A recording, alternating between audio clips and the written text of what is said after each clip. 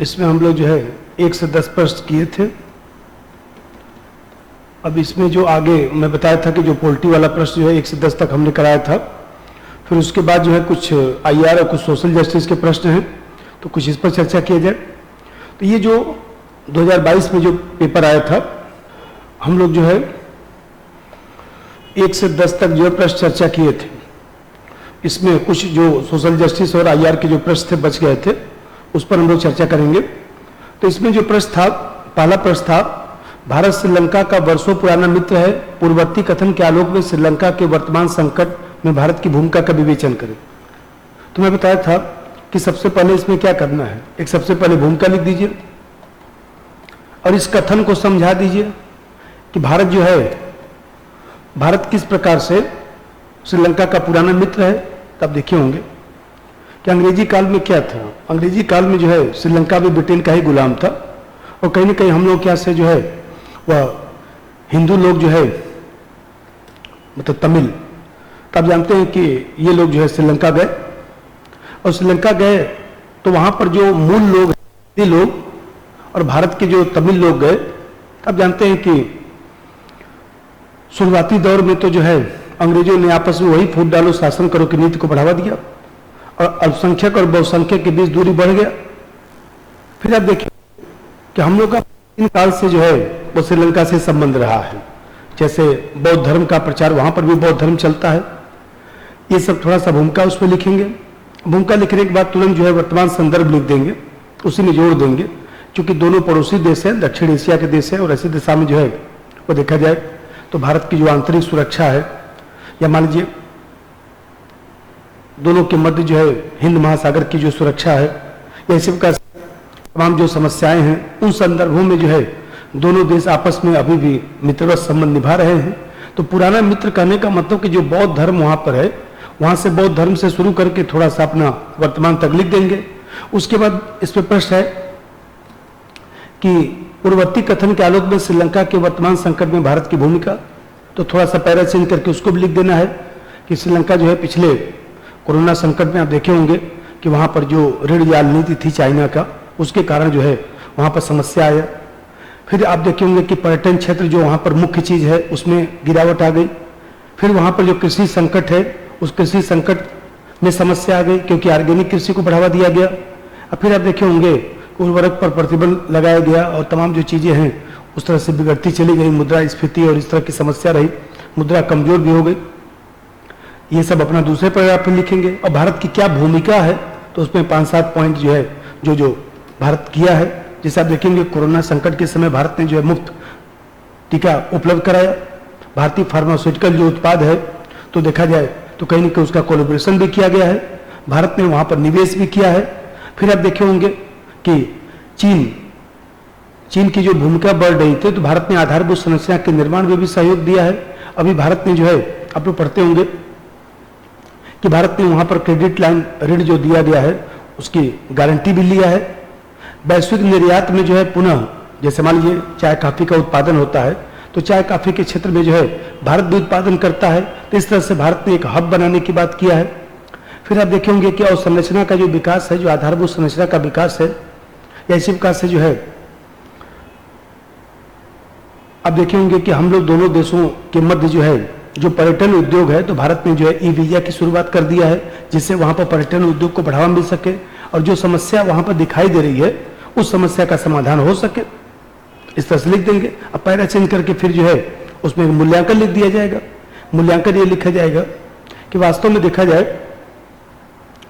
तो भारत श्रीलंका के मध्य जो है पुराना मित्र रहा है, लेकिन चीन के कारण जो है वो देखा जाए तो कुछ समस्याएं भी उत्पन्न हुई हैं और उसमें लेटेस्ट समस्या लिखना चाहिए। जैसे हम्बनटोटा बंदरगाह में जो चीन ने अपना जो सैटेलाइट और तमाम जो सिस्टम लगाया है, तो आपको ध्यान होगा कि भारत के विरोध के बावजूद भी जो है वो देखा जाए तो चीन ने वहां पर सैटेलाइट सिस्टम लगा दिया।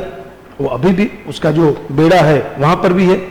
अब फिर अब देखते हैं कि चीन बड़ी अर्थव्यवस्था है, छोटा छोटा पॉइंट उसमें कच्चा तेल द्वीप का मामला है, चाहे 13वें संविधान संशोधन का मसला है, इन सब मामलों को लेकर अभी भी जो है वो देखा जाए तो संबंधों में थोड़ा सा टकराहट दिखाई देती है। बस इतना ही लिखना है। तो दूसरा प्रश्न इसमें था कि आपके विचार में क्या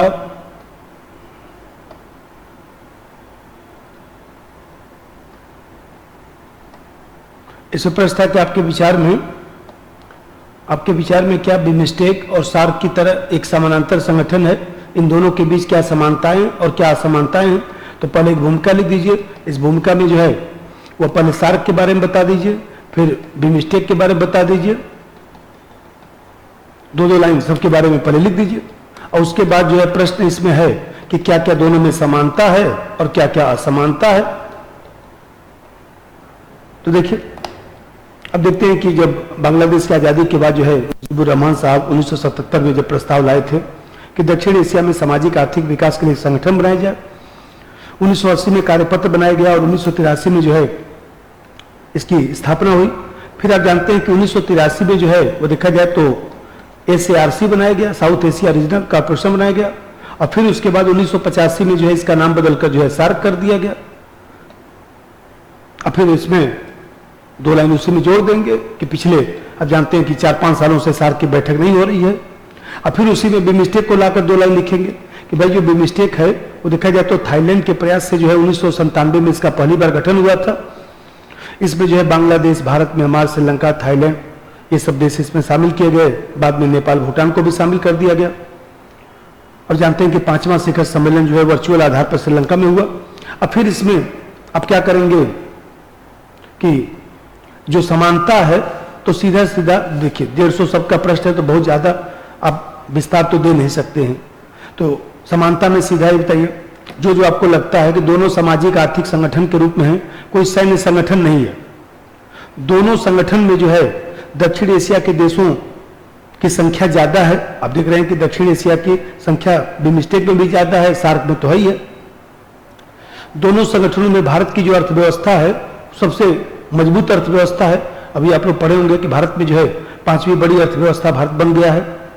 अब अधिकांश देश जो है ब्रिटिश साम्राज्यवाद के जो है एक तरह से गुलाम रहे। इस तरह से देखा जाए तो दोनों में जो समानता है उस समानता पर लिख दिया जाएगा।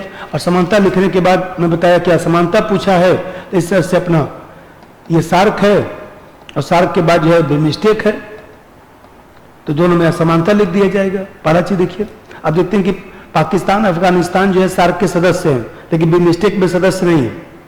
अब देख रहे हैं कि सार्क जो है केवल दक्षिण एशिया का संगठन है और वो जो है दक्षिण पूर्व एशिया को भी इसमें समाहित किया गया है। अब देखते हैं कि 1971 में बांग्लादेश के प्रयास से जो है सार्क का जो गठन हुआ 1985 में, उसमें प्रयास किसका था? बांग्लादेश का था। और उधर देखते हैं कि थाईलैंड का प्रयास जो है ज्यादा महत्वपूर्ण है क्योंकि थाईलैंड के प्रयास से ही बनाया गया था। और फिर आप देखते हैं कि सार्क जो है मूल संस्था के रूप में, किसी संस्था के विकल्प के रूप में नहीं आया है। अभी मिस्टेक देखते हैं कि कहीं ना कहीं जो है कोई ये सार्क के विकल्प के रूप में जो है इसका गठन किया गया था, ऐसे अपना लिख दिया। अब देखिए जो I2U2 ये जो तीसरा प्रश्न है, I2U2 के बारे में पूछा था कि I2U2 जो है वो सम्मोहन वैश्विक राजनीति पे भारत की स्थिति को किस प्रकार रूपांतरित करेगा। सीधा सा बात है कि पहले I2U2 के बारे में भूमिका लिख दीजिए, 4 लाइन बता दीजिए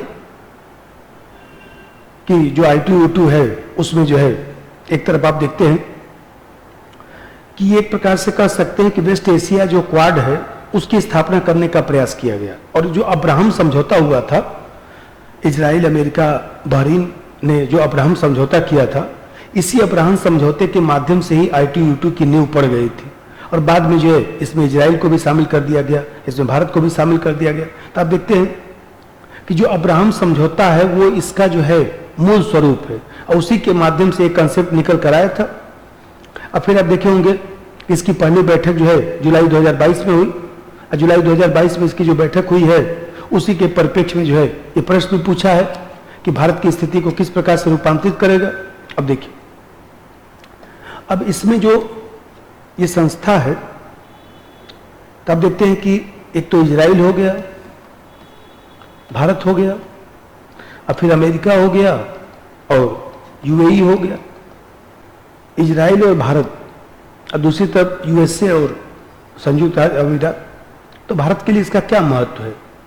भारत के लिए देखिए, अब सबसे पहली चीज तो आवश्यकता को जोड़ के लिखना चाहिए कि भाई पहला चीज तो यह है कि इजराइल और भारत पहले से मित्र हैं।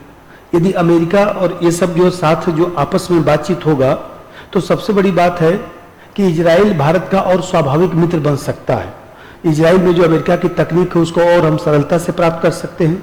फिर आप देखते हैं कि संयुक्त अरब अमीरात से भी हमारे अच्छे संबंध बनेंगे। मैं अभी बताया कि वेस्ट एशिया जो क्वाड है उसकी स्थापना हो सकता है। तो सबसे पहले जो महत्व ये है कि हम लोग का जो भारत है इस व्यवस्था के माध्यम से गेम चेंजर साबित हो सकता है, क्योंकि कहीं ना कहीं जो है वो देखा जाए तो अमेरिका के साथ जो संयुक्त अरब अमीरात है खाड़ी देशों से संबंध बनेगा। हम लोग का लुक वेस्ट जो पॉलिसी है, लुक वेस्ट पॉलिसी जो है मजबूत हो सकता है। और फिर सबसे बड़ी बात है कि मान लीजिए इजराइल से हम तकनीक ले सकते हैं, यूएई जो है भारत में निवेश कर सकता है और कहीं ना कहीं यूएई के माध्यम से भारत खाड़ी देशों पर अपनी पकड़ बना सकता है। तब देखते हैं कि चाहे हमारे यहाँ जो है इजराइल को पहले आप जानते हैं कि स्टार्टअप राष्ट्र कहा जाता है, क्योंकि जब स्टार्टअप राष्ट्र है तो हम लोग स्टार्टअप जो योजना शुरू कर रहे हैं उसमें इजराइल सहयोग दे सकता है, कृषि भी सहयोग दे सकता है, मिसाइल जो कार्यक्रम है और तमाम जो चीज़ें हैं हम लोग का जो है वो उसमें भी सहयोग दे सकता है। तो अमेरिका इजराइल का अच्छा मित्र है, तो उस मित्रता इजराइल और अमेरिका जब आपस में अच्छे मित्र हैं तो भारत इसका लाभ उठा सकता है। इस तरह से इसको लिखना है। देखिए एक प्रश्न आया था, चौथा जो प्रश्न था, स्वच्छ ऊर्जा आज की जरूरत है, भू राजनीति के संदर्भ में विभिन्न अंतर्राष्ट्रीय मंचों में जलवायु परिवर्तन की दिशा में भारत की बदलती नीति पर चर्चा करना है। तो देखिए प्रश्न क्यों आया है। जो बैठक हुआ था स्टॉकहोम में, इसके कारण ये प्रश्न पूछा गया है। स्टॉकहोम प्लस 50 का जो आयोजन हुआ था इसी संदर्भ में यह प्रश्न पूछा गया है। तो आपको ध्यान होगा कि इस संदर्भ में जो प्रश्न पूछा गया है, तो ये प्रश्न क्यों पूछा गया, क्योंकि जो COP26 है उस COP26 की बैठक जो हुई थी उसमें स्वच्छ ऊर्जा के संदर्भ में जो है वो चर्चा किया गया था। और स्वच्छ ऊर्जा के संदर्भ में चर्चा किया गया था तो उसमें पहले तो संगठनात्मक रूप से आप लिखेंगे कि क्या क्या वहां पर चर्चा हुआ था, और फिर दूसरा चीज उसमें ये भी जोड़ सकते हैं कि जैसे देखिए भारत जर्मनी ने जो है स्वच्छ ऊर्जा उपयोग के लिए $10.5 अरब का हरित समझौता किया था, वो भी इसमें लिख सकते हैं। फिर आप जानते हैं कि भारत डेनमार्क के मध्य जो है GSP जो ग्रीन स्ट्रेटेजिक जो पार्टनरशिप है उसकी स्थापना 2020 में की गई थी। 5 वर्ष के लिए यह योजना लागू किया गया है। इसमें ग्रीन हाइड्रोजन, नवीकरण ऊर्जा और चक्रीय अर्थव्यवस्था, जल प्रबंधन तमाम जो चीजें थी उसमें समाहित किया गया था। एक तो इसको लिख सकते हैं। और स्टॉकहोम सम्मेलन जो COP26 का जो सम्मेलन था उससे उसकी जो विषय वस्तु है उसको लाके इसमें लिख सकते हैं आप लोग। इसमें जो है सबसे बड़ी बात यह है कि जो United nation conference on the human environment जो बैठक हुआ था उसकी विषय वस्तु को लाकर जोड़ना है कि भारत कैसे स्वच्छ ऊर्जा की आवश्यकता की पूर्ति कर सकता है। और आज जलवायु परिवर्तन और तमाम जो आप लोग जारफीन पढ़ते हैं वो सब विषय वस्तु को लाकर इसमें जोड़ सकते हैं। एक प्रश्न था, दिव्यांगता के संदर्भ में सरकारी पदाधिकारियों और नागरिकों की गहन संवेदनशीलता के बिना दिव्यांगजन अधिकार 2016 केवल विधिक दस्तावेज बनकर रह जाएगा। तो पहले एक भूमिका लिख दीजिए कि भाई दिव्यांगता की परिभाषा लिख दीजिए कि हम लोगों के यहाँ है वो देखा जाए तब दिव्यांगता की जो परिभाषा उसको व्यापक कर दिया गया है। मानसिक और शारीरिक दोनों पहलुओं को शामिल किया जाता है। 1995 से पहले जो है विकलांगता के संदर्भ में केवल मानसिक विकलांगता की बात होती थी। 1995 में जो समान अवसर और तमाम अधिकारों की जो चर्चा हुई थी तब जानते हैं कि इसमें अन्य चीजों को शामिल किया गया। और फिर मोदी साहब ने जो है विकलांग व्यक्तियों को दिव्यांग नाम दिया था। और इस तरह से देखा जाए तो इनके आरक्षण के लिए 2016 में कानून बन गया। तब देखते हैं किस तरह से कि 40% कोई व्यक्ति दिव्यांग है तो उसको जो है आरक्षण की श्रेणी में रखा गया है। और थोड़ा सा मान लीजिए कि विश्व का भी जोड़ सकते हैं कि विश्व में 15% लोग विकलांग है और भारत में जो है भारत की आबादी का टोटल जो है लगभग 2.2% जो है विकलांग लोग हैं। और इस तरह से इसमें थोड़ा सा वो भी जोड़ देंगे कि भाई हमारे यहाँ जो है जैसे दृष्टि है, वाक है, श्रवण है, चल है, मानसिक है, या एसिड वाला भी सुप्रीम कोर्ट ने कहा था उसको भी शामिल कर दिया गया है। इस तरह से एक भूमिका लिखा जाएगा। अब भूमिका लिखने के बाद जो है वो सीधा सा जो दिव्यांग अधिकार अधिनियम जो 2016 में आप लोगों को पढ़ाया भी था सोशल जस्टिस में, उसको लाकर उसमें जोड़ देना है। कि किस तरह से वो समस्या का समाधान करेगा। तो देखते हैं कि जो प्रश्न है, जैसे मान लीजिए इसमें जो है जो 2016 का जो अधिनियम मैंने लिखवाया था कि क्या क्या इसमें प्रावधान है, उस प्रावधान को लिख देंगे। अब प्रावधान लिखने के बाद जो है फिर उसकी समस्या लिखकर मूल्यांकन कर देंगे, समस्या सहित मूल्यांकन करेंगे। इस तरह से प्रश्न पूछा गया था। तो यहाँ पर जो 2016 में जो विधेयक बनाया गया था उसमें जो आरक्षण की बात की गई थी, जो प्रावधान जोड़े गए थे, लास्ट में जब लिखेंगे कि सरकार जो है वो दीनदयाल योजना और पुनर्वास योजना और तमाम जो चीज़ों की जो चर्चा कर रही है उसको भी थोड़ा सा जोड़ सकते हैं। लेकिन अपना फोकस जो है हम लोग को दिव्यांगजन अधिकार अधिनियम जो 2016 है, जो हम लोग पढ़े थे, उन सब चीज़ों पर ही चर्चा करना है, उसका प्रावधान लिखना है, और प्रावधान लिखकर उसका समस्या का समाधान करना है। फिर अगली कड़ी में हम लोग जो है जो अन्य प्रश्न आए हैं उस पर भी थोड़ा सा चर्चा कर देंगे। धन्यवाद।